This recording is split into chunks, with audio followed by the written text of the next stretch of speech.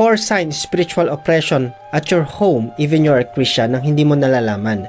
Number 1, yung karamdaman na paulit-ulit na hindi maipaliwanag. Meron po talagang mga medical cause na kailangang ipagamot. Pero may mga karamdaman po talaga na hindi maipaliwanag at hindi natin alam kung saan nanggaling. Madalas po pag-atake ng kaaway yan, lalo na sa mga new birth Christian. Alam niyo po ba, sa Luke chapter 13, yung babaeng inaagasan ng 12 years, merong spirit of infirmity, mahabang pagkaalipin ng karamdaman sa tao. At ayaw ng Diyos na tayo po ay mamuhay sa matinding kahirapan ng karamdaman. Kaya nga, isa po yan sa binrek ni Jesus at the cross. Nasabi na Exodus, kailangan natin maglingkod sa Panginoon. May mga bagay po talaga na sinasabi ang Biblia na ito yung gawin natin para po tayo po ay makalaya dyan. Kaya kailangan natin maglingkod. Kasi nga, mahabang panahon na nandiyan ka, kailangan mong lumabas, kailangan mong lumakad sa pananampalataya at kakalagan ng Diyos, aalisin niya yan sa gitna ng iyong paglilingkod sa Panginoon. Tandaan nyo, lalong tumitindi po ang pag-atake ng kaaway sa mga lumalapit sa Panginoon. Magkaroon ng atmosphere na worship sa bahay, pagdedeklara ng salita ng Diyos. Makakatulong po dyan yung pagdidevotion ng mga miyembro ng pamilya, paglalaan ng Bible study at pagtugtog po ng mga worship at gospel song. Talagang maglalayasan po ang gawa ng kaaway. Magkaroon tayo ng direct na pagre-rebuke sa pangalan ng Panginoong Hesus sa bawat sulok ng bahay at mag-anoint na rin po tayo. Pangalawa, spiritual fatigue.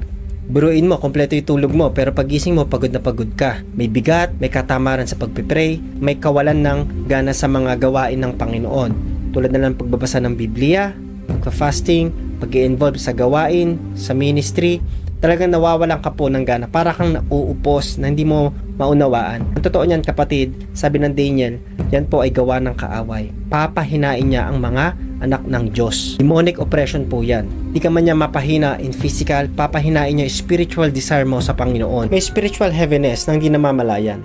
Kaya ang dapat gawin, bago tayo matulog, may pag-atake ng kaaway dyan. Baka natutulog ka na meron kang galit, meron kang inis, meron kang unforgiveness. Kailangan mapuno muna tayo ng protection ng Diyos at kailangan nating manalangin bago matulog. Alam yan ng mga matatagal na Kristiyano pero nagiging complacent tayo. Kaya pagising natin, bagbag tayo, pagod, kahit kumpleto ang tulog. Iwasan din natin manood ng mga content na may karahasan, merong kalaswaan, pag-overthink kasi nga po gawa ng kaaway po yan na tayo po ay mangamba. Pagising po natin, magbigay po tayo ng maiksing panalangin. Magbigay rin po tayo ng maiksing pagbabasa ng Biblia. At agahan po natin, huwag pong tanghali. Mga 4 a.m., 5 a.m. hanggat kaya po. Pangatlo, palaging may alitan at sigawan po sa loob ng tahanan.